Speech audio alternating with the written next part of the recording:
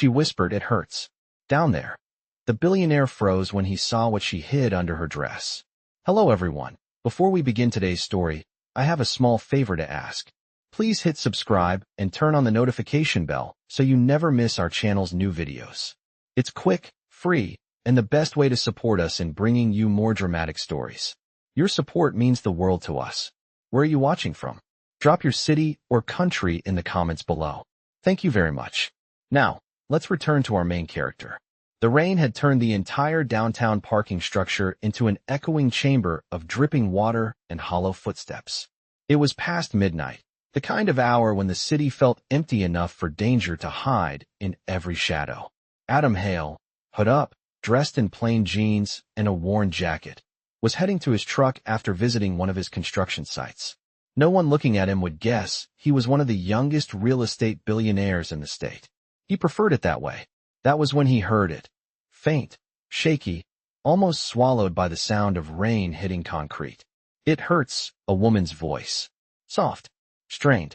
Adam froze, scanning the dim level of the structure. A flickering light revealed her. A young woman slumped beside a pillar, one hand gripping the edge of her dress, the other pressed to the ground, as if she couldn't stay upright.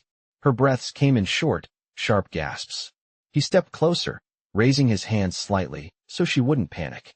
"Ma'am, are you hurt?" She lifted her head, eyes glassy with pain, rainwater clinging to her lashes. "Please," she whispered, barely audible. "It hurts, down there." Her voice cracked as if every word cost her strength she didn't have. Adam's heartbeat kicked fast, but his voice stayed gentle. "I'm going to help you, okay? Stay with me." When he crouched beside her, she flinched, her fingers tightening around the fabric of her dress. With a trembling breath, she pulled it an inch aside, and that was when he saw it. A thin trail of blood had soaked through a makeshift strip of cloth tied clumsily around her thigh, right above the knee. The cloth was torn, uneven, as if cut with shaking hands. She had tried to bandage herself, tried to keep walking, tried to hide. How bad it was. She sucked in a weak breath. "I didn't want anyone to see. I just needed to get home." She swayed, and Adam caught her before she hit the ground, feeling how cold her skin was, how her muscles trembled from strain and blood loss. "You're okay," he murmured, sliding one arm under her back and the other beneath her legs. "I've got you." She shook her head weakly, panic flickering across her face. "No, no hospitals. I can't afford." But her sentence collapsed into a soft, broken whimper as her body went limp against him. Adam felt a shock of fear tighten in his chest. Afford it? She was bleeding in a dark garage at midnight, barely conscious, trying to hide the pain like she'd be punished for it. He held her closer, rain soaking into both of them as he carried her toward the exit. "You don't worry about that," he whispered, voice low and steady. "I'll take care of everything." She didn't answer. Her head rested against his shoulder, breath shallow, fingers still curled, as if trying to protect the injury she had tried so hard to hide. And in that moment, Adam Hale, who believed he had seen every kind of suffering this city could create, felt something inside him shift. He had no idea who she was, where she came from, or what had brought her here. He only knew one thing for certain. Tonight, he wasn't walking away. Adam pushed through the rain with the unconscious woman in his arms, moving fast toward his truck. The storm hammered against the metal rails of the parking structure, each gust colder than the last. He pulled the passenger door open with his elbow and carefully settled her into the seat, buckling the belt across her chest so she would not slide. Her head tilted slightly toward him, lips pale, breath unsteady. "Stay with me," he murmured before running around to the driver's side. He started the engine, the heater blasting weak warmth as he sped through the empty streets towards St. Vincent Hospital, the closest one open at this hour. The wipers struggled against the thick rain, but his eyes stayed fixed on her, checking for each rise and fall of her chest. When she let out a small groan, his grip tightened on the steering wheel. "You are going to be all right," he whispered, even though he had no idea who she was or what she had survived tonight. At the emergency entrance, he jumped out and swept her into his arms again. The automatic doors slid open, releasing the bright sterile light that washed over both of them. Nurses rushed forward, alarmed by the sight of her pale face and the blood seeping through the soaked cloth around her thigh. "She collapsed in the parking structure," Adam explained quickly. She is losing blood. She needs help right now. The staff moved with purpose, taking her from his arms onto a gurney and wheeling her away. One nurse turned to him. Sir, are you family? Her question caught him for a second, but he answered honestly, no. I just found her. Please, just help her. The nurse nodded and hurried after the gurney. Adam stood alone in the hallway, water dripping from his jacket onto the polished floor.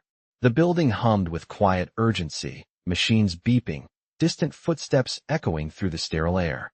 When the admitting clerk approached with a clipboard, Adam gave the simplest answer to every question.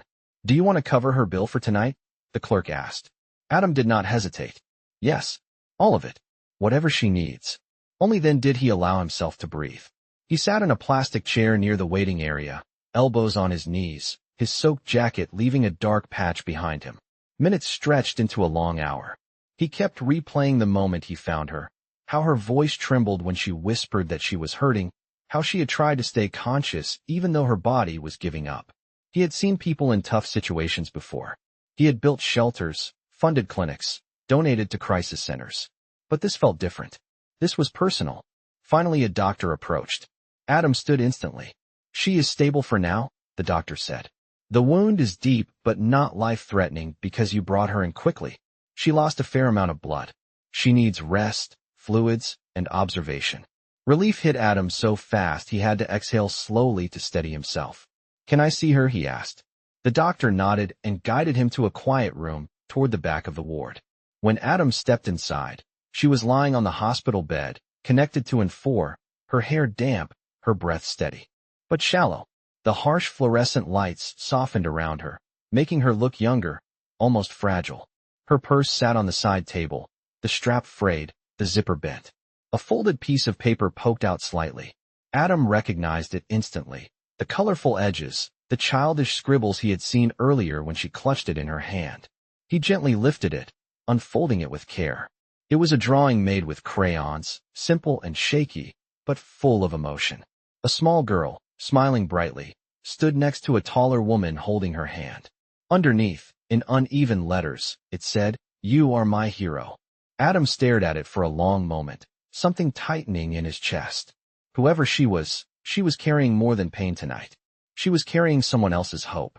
And she had nearly bled out alone in a cold parking structure, trying to make it home. When she suddenly stirred on the bed, her eyelids fluttering, Adam leaned forward. Her voice came out hoarse, barely there. "Where am I?" "You are safe," he said softly. "You are in the hospital. You passed out, but you are going to be fine." Her eyes opened a little more, confusion flickering in them as she searched his face. "You brought me here?" "Yes." She swallowed hard, fear flickering beneath exhaustion. "How much is this going to cost me?" Adam shook his head gently. "Do not worry about that right now. Focus on getting better." Her eyes began to water, as though those words alone cracked something fragile inside her. And Adam realized this night was far from over. Adam stayed beside her until the first pale hints of dawn touched the edges of the hospital blinds. The room felt calmer now, the steady rhythm of the 4-pump marking time as she drifted in and out of light sleep. Every so often, she winced or shivered, and Adam pulled the thin hospital blanket higher over her shoulders. She looked so small in that bed, as if the world had been weighing on her for too long. When she opened her eyes again, they stayed open a little longer than before. She blinked, adjusting to the soft light, and tried pushing herself up, but her body protested. Adam leaned forward. "Easy. Take it slowly. You lost a lot of blood." She pressed her palm to her forehead, overwhelmed. "I am sorry," she whispered. "I did not mean to cause trouble." Adam shook his head. "You did not cause trouble. You needed help. Anyone would have done the same." Her eyes shifted away, doubtful, as if she had learned a long time ago that help usually came with conditions. After a moment, she glanced at the side table and gasped softly when she saw the folded drawing. Adam placed it gently into her hands. "It was in your purse. I thought it mattered to you." Her fingers trembled as she held it. "My little sister drew this," she said quietly. "Her name is Lily. She is 8. I have been taking care of her since last year. Her voice cracked slightly. She thinks I can fix anything." Adam felt a soft ache in his chest. "You were trying to get home to her last night." She nodded, pressing the drawing to her heart. "I did not want her to see me like that. She gets scared easily." I thought I could make it back before she woke up. Adam hesitated, then asked gently, "Did someone hurt you?" Her jaw tensed, and she looked away, the memory flickering across her face like a shadow. "A man at the store. He came in late, yelling. I tried to calm him down, but he pushed me. I fell into the shelves, and the glass broke. I used what I could to stop the bleeding. My shift manager did not want to call an ambulance because he did not want trouble with the police. He told me to clock out and leave through the back.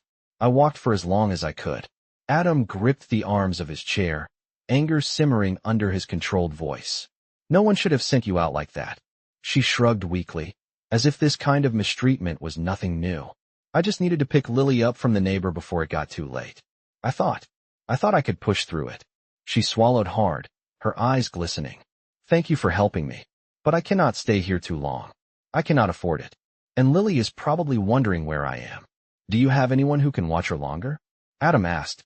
"Just Ms. Norris next door, but I do not want to be a burden." "You are not a burden," Adam said firmly. "Let me call her for you. Just give me her number." She hesitated, torn between fear and practicality, but eventually recited the number from memory. Adam stepped into the hall to give them privacy, speaking gently with the elderly neighbor, explaining the situation in careful, respectful detail. Ms. Norris assured him that Lily was safe, had eaten breakfast, and could stay with her as long as needed. When Adam returned to the room, the woman looked relieved and exhausted at the same time. "Thank you," she whispered. "I do not even know your name." He almost told her the truth out of reflex, but years of being recognized everywhere made him pause. In jeans and a plain jacket, he looked like anyone else. Maybe staying anonymous for a little longer would keep things simple. "My name is Adam," he said. "Just Adam." She offered a faint smile. "I am Maya." He repeated her name softly, as if anchoring it in his mind. Maya. It fit her. Strong, gentle, worn by life, but not defeated. "Maya," he said, "you should rest. The doctor will check on you again soon. After that, I can take you home to see your sister." Maya's eyes widened. "You would do that? You have already done so much." "You needed help," Adam repeated. "That is enough reason." She held his gaze for a long moment, as if searching for any sign of hidden motives. When she found none, her shoulders finally relaxed. She leaned back against the pillows, clutching her sister's drawing to her chest, and let her eyes close again. Adam watched her breathing steady, feeling an unexpected pull in his chest. He had meant to simply make sure she survived the night. But now that he had seen her pain, her fear, her fierce devotion to her sister, he knew he was not walking away from this story. Not yet. The morning sun had fully risen by the time the doctor returned to check Maya's vitals, and after clearing her to be discharged later in the day with strict instructions for rest and wound care, Adam helped her sit up slowly so she could sip the warm broth the nurse brought in. She looked stronger than before, but still fragile, as if one wrong move could send her collapsing again. When the paperwork was finalized, Adam walked beside her as she used the hospital-provided crutches. He stayed close enough to catch her if she slipped, even though she insisted she could manage. Outside, the air carried the crisp freshness that follows a long night of rain. Adam opened the passenger door of his truck and carefully helped her in, making sure her injured leg was positioned comfortably. As they pulled out of the parking lot, Maya stared down at her hands, fidgeting with the corner of her sister's drawing that she refused to let go of. "Thank you again," she said softly. "I do not know how I would have made it home without you." Adam kept his eyes on the road, though the earnestness in her voice pulled at him more than he expected. "You do not need to thank me. I just did what anyone should do." Maya gave a tiny, skeptical laugh. "Not everyone stops for people like me." He glanced her way briefly. Maybe they should. She had no answer for that, but her shoulders relaxed a little as the truck continued through the quiet neighborhood streets. Ms. Norris's small brick house came into view, warm lights spilling through the curtains. The moment Adam parked, the front door flew open, and a small girl with messy curls and bright eyes ran out onto the porch. "Maya," she squealed. Maya's breath hitched. Adam got out quickly and rounded to her side, offering his arm as she climbed down carefully. The moment Maya's feet touched the ground, Lily rushed forward, hugging her tightly around the waist. Maya winced but embraced her sister, holding her close. "I am all right," Maya whispered into Lily's hair. "I am home." Ms. Norris shuffled out behind the child, Worry etched across her face. Goodness, honey, you scared us half to death. Are you sure you should be walking? The doctor said it is fine with support, Maya answered. And Adam helped me get here. Only then did the elderly woman look at him, taking in his tired eyes and rain-damp jacket. She smiled warmly. Thank you, son. This world needs more people like you. Adam gave a modest nod, keeping his hands in his pockets. He was used to hiding in plain sight, blending in where no one expected anything from him. Maya turned toward him. Do you want to come inside? I could make some tea, or maybe just, she stumbled slightly, and Adam steadied her automatically. You need to rest, he said firmly. That is the only thing you should focus on today. Lily's small hand tugged at Maya's shirt. Is he your friend? She asked, looking at Adam with wide curiosity. Maya hesitated for a second, then nodded. Yes, Lily. He is a friend. Something warm flickered in Adam's chest at the word, unexpected but not unwelcome. Ms. Norris guided Maya inside, instructing Lily to fetch pillows for the couch. Adam helped settle Maya carefully, adjusting the blankets while Lily hovered nearby, watching him with shy fascination. When everything was arranged, Adam straightened. I will let you rest now, he said. But Maya's hand reached out, catching his sleeve gently. Wait. I do not know how to repay you, she said. You helped me when I had nothing to give back. He looked into her exhausted, honest eyes and spoke quietly. You do not owe me anything. I am just glad you are safe. She opened her mouth, then closed it, overwhelmed by the sincerity in his voice. Lily stepped forward, holding out the corner of a crayon drawing. You can have this, she said shyly. Because you helped my sister. Adam knelt to take the drawing. It was a simple picture of a man holding hands with two girls under a bright sun. Something in him softened so deeply it almost hurt. Thank you, Lily, he said. This means more than you know. As he stood and moved toward the door, Maya called after him softly. Adam, will I see you again? He turned, meeting her uncertain gaze. He did not have an answer prepared, but the truth slipped out before he could stop it. Yes, you will. And for the first time in a long while, Adam felt that he meant every word. Adam had only intended to check on Maya for a moment the next day, but that moment stretched into nearly an hour as he found himself sitting on the edge of Ms. Norris's floral-patterned couch while Lily showed him every drawing she had ever made. Maya rested with her leg elevated, the wound carefully wrapped, her eyes softening whenever Lily giggled or leaned against her. There was a gentleness in that small living room that Adam had not felt in a very long time. It wrapped around him like the lingering scent of warm tea and old books, steadying something inside him that had felt unanchored for years. When Maya shifted with a small wince, Adam leaned forward instantly. Do you need anything? Water? A blanket? Pain medicine? She gave a tired but amused smile. Adam, you have already done more than enough. Please sit. You are making me nervous hovering like that. Lily climbed into her sister's lap, careful not to touch the injured leg, and whispered, he talks fancy. Maya laughed softly. That is because he is polite. Lily looked at Adam curiously. What do you do? Adam hesitated. The truth was too large for this tiny room, too heavy for the fragile calm surrounding them. I work in real estate, he said simply. I help build places for people to live. It was true, just not the whole truth. The conversation flowed gently after that, and for once Adam did not feel the need to check his phone or rush away to a meeting. He stayed until Maya's eyelids began to droop, and then he stood quietly. You need rest. I will come back later to bring groceries. You need a few days off your feet. Maya frowned slightly. Adam, you do not have to do that. I know, he replied. But I want to. Her expression softened, and she whispered, Thank you. Adam left before she could see the warmth spreading across his face. During the next few days, Adam stopped by regularly. Sometimes it was groceries. Sometimes it was helping replace the broken lock on their back door. Sometimes it was simply sitting with Lily while Maya slept. He told himself he was doing what any decent person would do. But the truth was that he found himself drawn to the quiet strength in Maya's eyes, the way she tried so hard to hold her life together even while limping across the living room. The way Lily lit up whenever she saw him. On the fourth evening, he arrived with a small bag of medicines and found Maya sitting at the kitchen table with a stack of unpaid bills spread out in front of her. She tried to cover them as he stepped inside, but he had already seen the red overdue stamps. Maya, he said gently, what is going on? She stiffened, her fingers curling around the edges of the papers. It is nothing. I just need a little more time to catch up. My shifts at the store were cut last month, and after what happened, I do not know if they will even let me come back. You should not go back there, Adam said firmly. Not after what they allowed to happen. She looked up with tired defiance. I do not have a choice. I have to take care of Lily. There are other jobs, he insisted. You have skills, experience, and she cut him off with a bitter laugh. Experience? Adam, I have worked 2 kinds of jobs my whole life, cleaning and cashier work. No one is going to hire me with a fresh injury and no degree. I appreciate everything you have done, but you cannot fix this part. Her voice cracked as she looked away. Sometimes life is just heavy. Adam wanted to argue, but the exhaustion in her voice stopped him.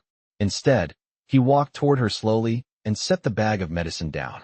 You are not carrying this alone, he said softly. Not anymore. Maya's eyes met his again, filled with confusion, fear, and something more fragile beneath it. She opened her mouth to speak, but Lily burst into the kitchen holding a book. Adam, can you read to me? She asked with bright hope. Adam knelt and took the book from her hands. Of course, he said warmly. He settled onto the couch with Lily curled beside him, reading in a gentle voice until her eyelids fluttered with sleep. Maya watched from the kitchen doorway, a hand over her heart, as if she could not quite understand why a man like him was sitting in her living room reading bedtime stories. When the last page was turned, Adam glanced toward her and saw the emotion she was trying to hide. Something settled deeply inside him, a quiet certainty. He was not just helping a stranger anymore. He was becoming part of something he never knew he had been missing, and he was not ready to walk away. The next morning, the rain had finally cleared, leaving the neighborhood washed clean and quiet as sunlight filtered through the thin curtains of Maya's living room. Adam arrived earlier than usual with a bag of groceries in one hand and a set of small painting supplies for Lily in the other, something he had picked up on instinct after remembering how proudly she had shown him her drawings.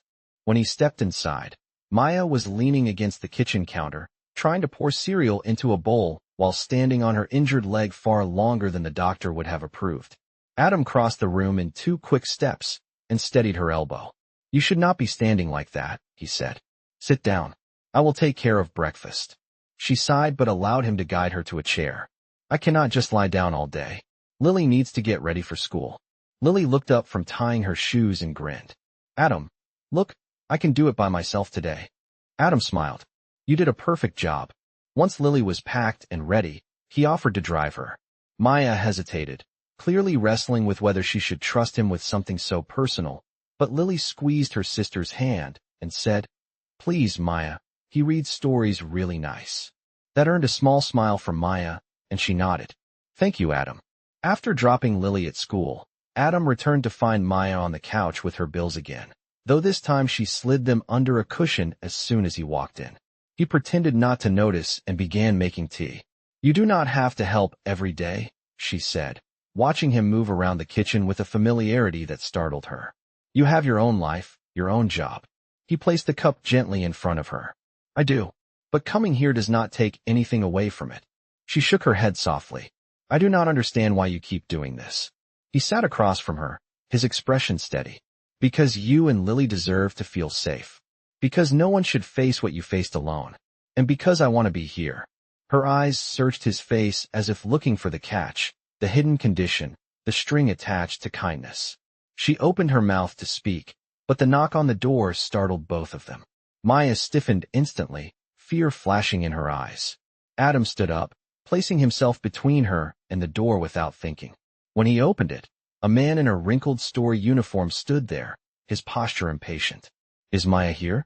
She left her shift without notice. Manager wants to know if she is coming back. We cannot keep giving her hours if she disappears. On us. Adam's jaw tightened. Before Maya could answer, he stepped forward. She was injured at your store. She was pushed and left bleeding. She barely made it home. She will not be returning.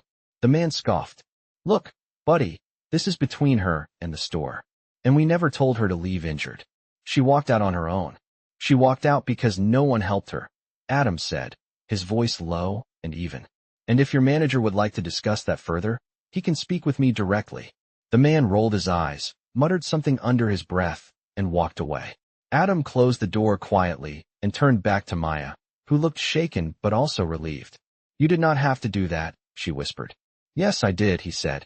No one gets to treat you like you do not matter. She pressed her lips together, fighting the emotion rising in her chest. After a long moment, she whispered, Adam, who are you really? He froze for a heartbeat, the question hanging in the air like a thread stretched thin. Maya's eyes held no accusation, just confusion mixed with something fragile, something hopeful. He sat beside her slowly, choosing his words with care. I am someone who cares that you are safe. Everything else can wait. She exhaled shakily, her shoulders dropping as if some part of her finally believed him. She leaned back against the couch, eyes softening. I am glad you are here, she whispered. Adam felt the words settle in his chest like something warm and dangerous. For the first time in a long time, he realized he was not just helping. He was beginning to need this place, this small living room, this family that was not his. And that truth both steadied him and terrified him all at once. Over the next 2 days, the small brick house settled into a gentle rhythm where Adam arrived each morning with groceries, helped Maya prepare simple meals, and drove Lily to and from school. Maya was healing, though slowly. Every time she winced while shifting positions, Adam felt a sharp pull inside him.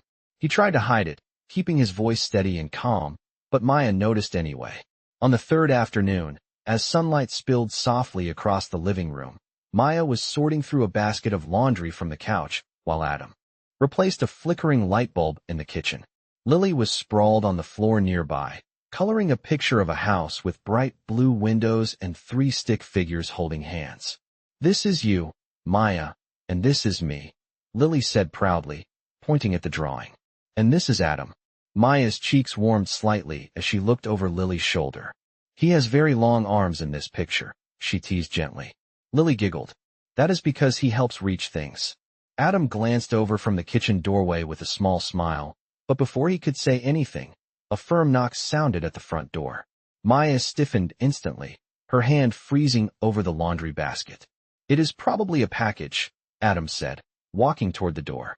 But the moment he opened it, his entire body went still. A tall man in a tailored suit stood there. Behind him were 2 more individuals holding briefcases. Their polished demeanor clashed sharply with the modest home. Mr. Hale, the man said with a respectful nod. We have been trying to contact you. The board meeting is in less than an hour. You are scheduled to present the new development proposal. Maya heard the name. Hale. Her gaze darted to Adam, confusion washing across her face. The suited man continued. Your absence has delayed the vote. The shareholders are growing impatient. We need to leave immediately. For a moment, the entire room froze. Lily stared wide-eyed. Maya's breath caught. Adam closed the door halfway and hissed under his breath. Not here. Not now. The man looked apologetic but stood firm. Sir, this has already caused concern. If you do not show up today, they may challenge your leadership position. Maya blinked hard, her mind racing. Mr. Hale. Shareholders. Board meeting. Leadership position. She felt a cold wave rise in her chest. It made too much sense. The way he spoke. The way he carried himself. The confidence he tried to conceal.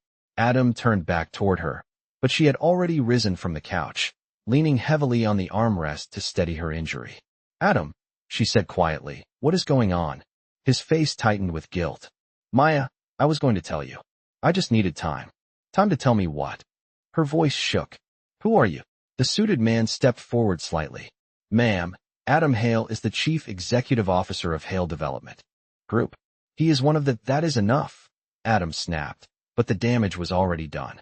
Maya felt her knees weaken. The room seemed to tilt for a second. You are a billionaire, she whispered. Lily looked between them with wide, confused eyes. Adam took a step toward Maya, but she flinched back. Maya, I never meant to lie to you. I just wanted to help without intimidating you. Her voice cracked with disbelief. You lied by omission. You let me think you were just someone kind passing through. You saw my bills, Adam. You saw how embarrassed I was. And you said nothing. Because I did not want you to feel like you owed me anything, he said, his voice thick. I only wanted you to feel safe. Maya shook her head slowly, tears gathering in her eyes.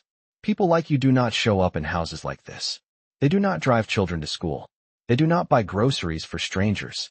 I am not doing this because I am a billionaire, Adam said desperately. I am doing this because I care.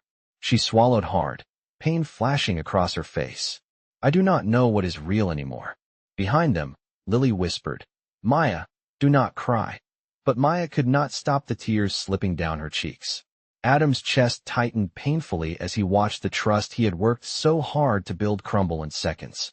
I need space, Maya whispered. I need time to understand all of this.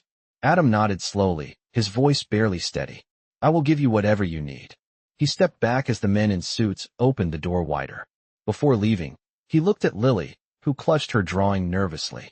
I will see you both again, he said softly. But Maya did not answer.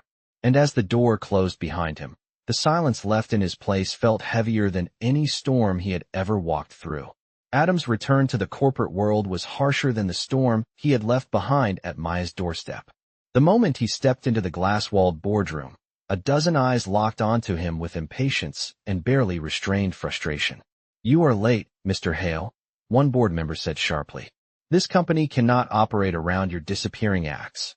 Adam ignored the sting. His mind was not here. It was back in the small brick house, where Maya had stared at him as if he had broken something fragile. He forced himself through the presentation, his voice steady but his thoughts drifting to Lily's worried eyes and Maya's whispered, I do not know what is real anymore. By the time the meeting ended, Adam felt hollow. He stayed in his office long after the others left, staring out at the city skyline he had built pieces of, feeling strangely disconnected from it all. On his desk lay Lily's drawing from days earlier, the stick figures holding hands under a bright yellow sun. He traced the crayon lines with his thumb, his chest tightening.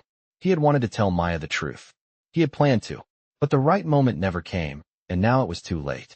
As evening settled, Adam made a decision. He could not force Maya to trust him again with words. He needed to show her through action, something real and meaningful. The next morning, he called his assistant. I want you to look into the incident at the store where Maya worked. Everything. Security footage, witness statements, employee files. And contact a lawyer. I want this handled quietly but thoroughly. His assistant hesitated. Are you sure you want to get personally involved, sir? I am already involved, Adam said. Just make it happen. For the next several days, Adam kept his distance from Maya, giving her the space she had asked for. But he checked in with Ms. Norris by phone to ensure she and Lily were safe. Maya never asked about him, and each time he heard that, it stung more than he wanted to admit. Meanwhile, the investigation moved quickly. The security footage told the truth. The man who had pushed Maya had been intoxicated and aggressive, and the shift manager had indeed told her to leave without calling for help. Adam felt a surge of anger, but he kept his movements controlled as he approached the store with two lawyers. The manager paled when he walked in. Mr. Hale, what are you doing here? Adam spoke calmly. You allowed a woman to be injured on company grounds and forced her to walk home bleeding. That ends today. The legal team delivered paperwork confirming the store would be facing consequences. The manager stammered apologies, but Adam had already turned away, his mind on Maya. That afternoon, Adam arranged something else, something he hoped would matter. He rented a small community art room several blocks from Maya's home, cleaned it, brightened it with soft lights, and set up easels, paintbrushes, notebooks, and crayons. He placed Lily's drawing in the center of the room like a small, hopeful flag. Then he left a single note on the table with a simple message, for you and Lily. A place to dream again. From Adam. He did not sign his last name. He did not mention money or apologies. He just left the key with Ms. Norris and asked her to give it to Maya when she felt ready. That evening, as he walked away from the quiet neighborhood, he felt both hopeful and terrified. Meanwhile, Maya sat on the couch with Lily curled beside her, the house unusually silent. She had tried to push aside the hurt, the confusion, the sense of betrayal. She had tried to tell herself Adam was gone from her life now. But every time she glanced at the empty chair he used to sit in, her heart tugged.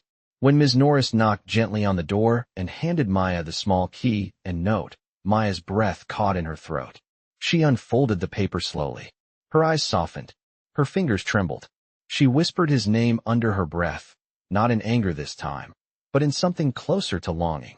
And for the first time since the truth came out, she let herself wonder if Adam's kindness had been real all along. For 2 days, Maya kept the key on the small table beside her bed, turning it over in her hand each night after Lily had fallen asleep. She told herself not to go, not to follow whatever fragile hope Adam had placed in her palm. But every time she held the key, she remembered the way he had read to Lily, the way he had lifted her from the cold concrete, the way he had stayed by her hospital bed even when she had nothing to offer him. On the third morning, after walking Lily to school with Ms. Norris, Maya finally gathered the courage to follow the small address written on the back of the note. Her legs still ached, but she moved slowly and steadily through the quiet streets. When she reached the building, she hesitated at the entrance, her breath catching as she slid the key into the lock. The door opened with a soft click. Sunlight spilled across the room, illuminating the easels, paints, brushes, and clean tables arranged carefully, lovingly, intentionally. And there, at the center, stood Lily's drawing, displayed as if it were priceless. Maya covered her mouth with her hand, tears gathering instantly. The room felt warm, safe, and full of possibility, as if someone had breathed hope into the walls themselves. She stepped further inside, her fingers brushing the edge of a paintbrush, the soft wood cool against her skin. She could not remember the last time she had touched something meant purely for creativity, not survival. Then she heard footsteps behind her. She turned sharply, startled. Adam stood in the doorway, his expression hesitant, almost vulnerable. He had not expected her this early. He had not expected her at all. "Maya," he said softly. She swallowed, her emotions rising. "You did this." He nodded, but slowly, cautiously. "It is not charity," he said. "It is a space for you and Lily. A place where she can draw, and you can rest, or create, or breathe. A place where the world can stop hurting for a little while."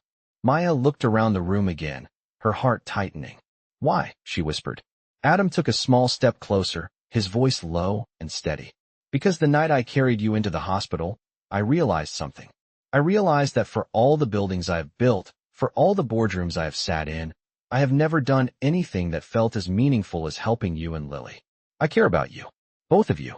She blinked quickly, tears slipping down her cheeks. "You should have told me who you were." "I know," he said. "I was afraid the truth would push you away. And in the end, it did." She looked at him for a long moment, searching for the man who had sat on her couch reading bedtime stories, the man who had lifted her when she was too weak to stand, the man who had stood between her and the store manager at the door. And she found him. Beneath the expensive suit and the title and the quiet confidence, he was still the same man who had shown up when she needed someone most. "Adam," she said quietly, "I was not angry because you were a billionaire. I was angry because I thought you were being kind out of pity. I did not want to feel small beside you." His expression softened. "You have never been small. Not for a second." She exhaled shakily, her shoulders dropping as if she had been carrying that weight for years. "I do not know how to be around someone like you," she admitted. Adam stepped closer, but slowly, giving her every chance to pull away. "Then we start where we already are," he said. "With honesty, with care, with time. I am not asking for anything from you. I just want the chance to be in your life in whatever way you will allow." Her voice trembled. "And if I am scared, then I will walk at your pace," he replied. "Every step." Maya looked at the easels, the brushes, the soft light that filled the room, and then back at the man standing quietly before her. For the first time since the night of the accident, her chest loosened, not with fear, but with possibility. She closed the distance between them just enough to reach out and take his hand. "I want to try," she whispered. Adam's breath caught, his fingers tightening gently around hers. "Then we will try," he said. When they stepped back out into the sunlight together, Maya felt something she had not felt in a very long time. Safety, warmth, and the beginning of something that felt very much like a new life. And for the first time, Adam felt he was not walking away from anything. He was walking toward home.